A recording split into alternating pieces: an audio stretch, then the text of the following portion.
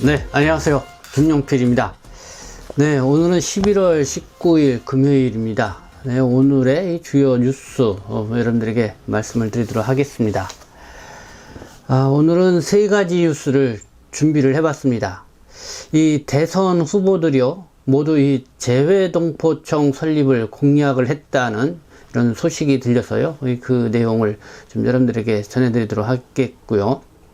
그리고 고용노동부가요, 가사 근로자의 고용 개선 등에 관한 법률, 가사 근로자법 이 시행령하고 이 시행 규칙을 입법 예고를 했습니다.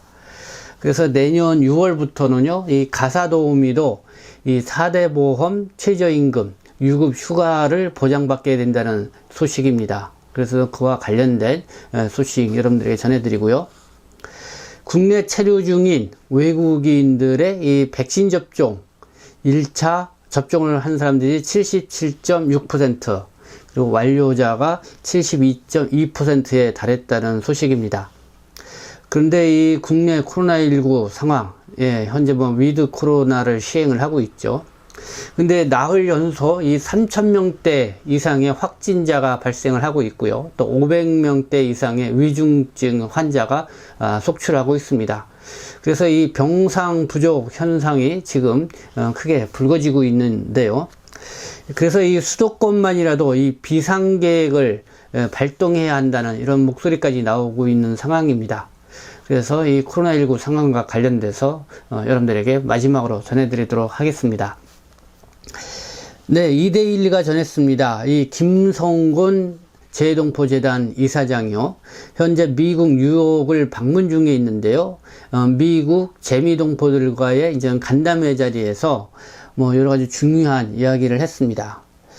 첫 번째는요, 서울대 시흥 캠퍼스에 재외동포 교육 문화센터를 건립하는 것을 MOU를 체결할 예정임을 밝혔고요.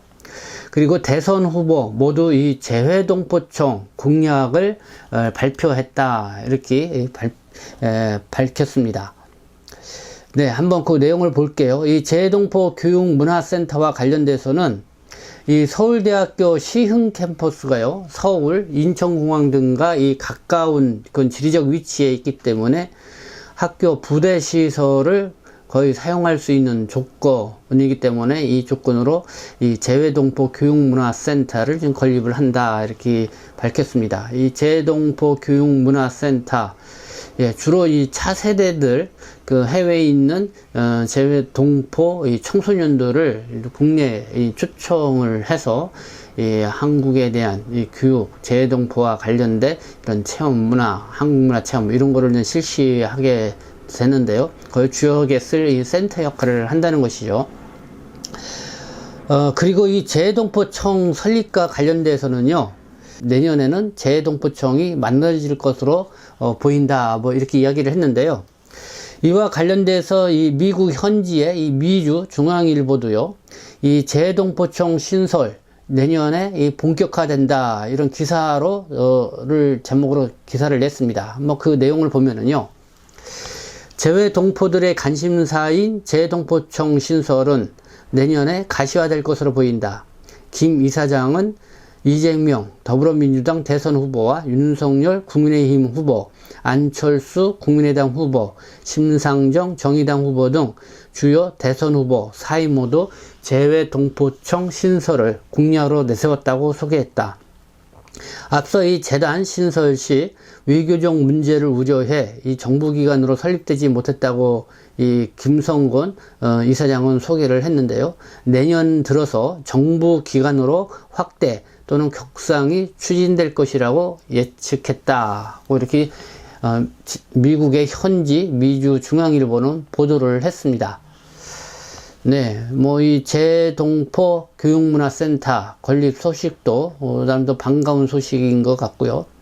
그리고 이 재동포청 설립, 모든 이 대통령 후보들이 공약을 내세웠다라는 소식도 반가운 소식이 아닐 수가 없습니다. 그래서 이 재동포청 설립과 관련돼서 이 구체적으로 어떤 방안들을 갖고 있는지 우리가 좀 관심을 가져봐야 될 것 같고요. 그래서 실질적으로 어느 정도 정말 이 설립 의지가 있는지도 확인을 해볼 필요가 있지 않나 이렇게 생각이 듭니다. 어쨌든 뭐 공약으로 이렇게 내세웠다고 이렇게 공식적으로 이 재동포재단 김성훈 이사장이 밝혔으니까요. 이거에 대한 가시적으로 좀 구체적인 그런 내용들이 나오지 않을까 기대를 해봅니다.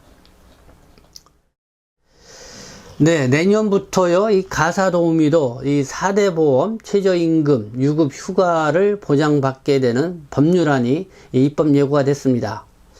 네, 이 18일 이 고용노동부가 밝혔습니다. 이 법률안 제목이 이겁니다. 가사 근로자의 고용 개선 등에 관한 법률, 가사 근로자법, 시행령, 이 시행규칙 제정안. 네, 이게 입법 예고했다는 소식입니다.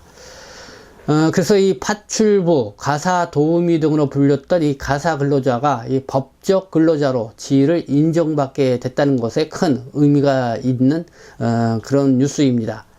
한번 내용을 보도록 하겠습니다. 이 제정안은요, 지난 5월 국회 본회의를 통과한 이 가사 근로자법 시행을 앞두고 법 시행의 구체적 사항을 정하기 위해서 마련이 됐다. 이 가사 근로자법은 내년 6월 16일 시행이 된다. 제정안에 따르면은 노동부는 가사 서비스 제공기관에 대한 인증 요건으로 4대 보험 가입, 최저임금 준수를 포함했다. 기관은 5천만 원 이상의 자본금과 전용 면적 10제곱평방미터, 약 한 3평 이상의 사무실을 갖춰야 하고 근로자는 5인 이상을 고용해야 한다. 대표 외에 관리 인력 1명을 둬야 하지만은 근로자가 50명 미만일 경우 대표가 관리 업무를 견임할 수 있다. 근데 이 가사도우미, 그러니까 파출부라든가 이거를 좀 파견하는 업체는 5천만 원 이상의 자본금을 갖고 있어야만 설립이 가능하다. 그리고 사무실도 한국 평수로 3평 이상 사무실을 두고, 그리고 근로자는 5인 이상을 고용을 해야만이 이 파출부라든가 가사도우미 이거를 소개할 수 있는 그런 게 이제는 허가를 받을 수 있다, 이런 얘기고요. 그리고 이 가사도우미와 관련돼서는 이 4대 보험 가입, 최저임금 준수 이런 거를 포함을 해야 된다고 이렇게 나와 있습니다. 이 계약서를 쓸 때는 근로 제공이 가능한 날짜, 시간, 지역 등이 명시되어야 한다. 최소 근로시간은 노동관계법에 따라 주 15시간 이상이어야 하지만은 경영상 불가피한 경우 예외적으로 고용보험법을 따른다. 가사근로자법은 파출부, 가사도우미 등으로 불리던 가사근로자에게 근로기준법 등 노동관계법을 적용을 해 노동권을 보장하는 것이 골자이다.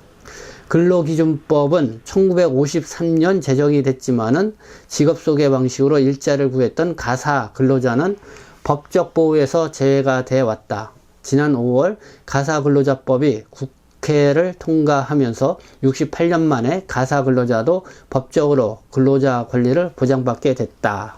네, 이런 내용입니다. 지금 가사도우미로 또 파출부로 활동하는 동포분들이 많이 계시죠. 그래서 아마 이런 내용은 좀 알아두시면은 많은 도움이 되지 않을까 생각이 듭니다.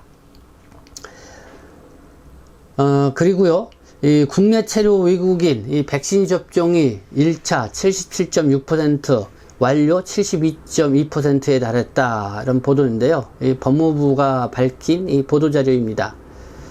네, 그런데요, 이 국내 코로나19 상황, 이 3,000명대 확진자가 발생을 하고 있고, 위중증 환자도 뭐 500명대 이상으로 아주 많아지고 있습니다. 그래서 위드 코로나를 시행을 하고 있지만은, 뭐 문재인 대통령도 상당히 예의주시를 하라, 뭐 이렇게 말씀을 하셨는데, 이걸로 인해서 이 수도권만이라도 이 비상계획을 발동해야 되는 거 아니냐라는 이런 목소리까지도 나왔습니다. 그래서 그와 관련된 내용들을 한번 보도록 하겠습니다. 먼저 외국인 백신 접종 관련입니다.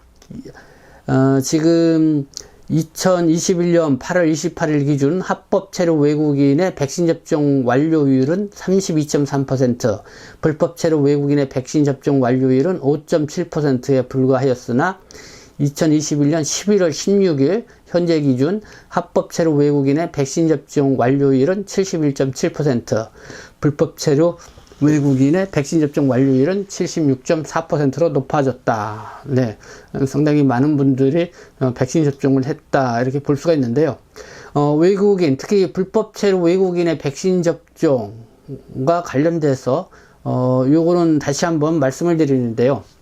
2021년 12월 31일까지죠. 이 백신 접종을 완료한 이 불법 체류 외국인들이 자진 출국을 할 경우에는 번칙금이 면제되고 또 입국 규제를 유예하는 이 인센티브 부여 방안을 시행을 하고 있다. 이런 걸 또 알아두시면 좋을 것 같습니다. 네, 그리고 병상이 없어서 입원되게 하는 확진자, 지금 어제부로 423명에 이르렀다는 이런 뉴스 보도가 있었습니다. 예, 지금 계속해서 이 3,000명대 확진자가 나오고 있고, 위중증 환자도 500명대 계속 나오고 있습니다. 그래서 이 문재인 대통령은 이 고령층 중심으로 확진자가 증가하고 위중증 환자가 늘고 있는 만큼 의료 대응에 만전을 기하라, 이렇게 참모들에게 지시했다는 뉴스가 나왔고요.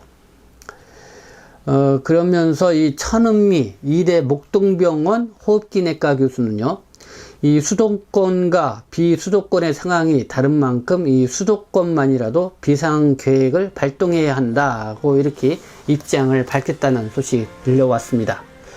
네, 오늘은 11월 19일 금요일입니다.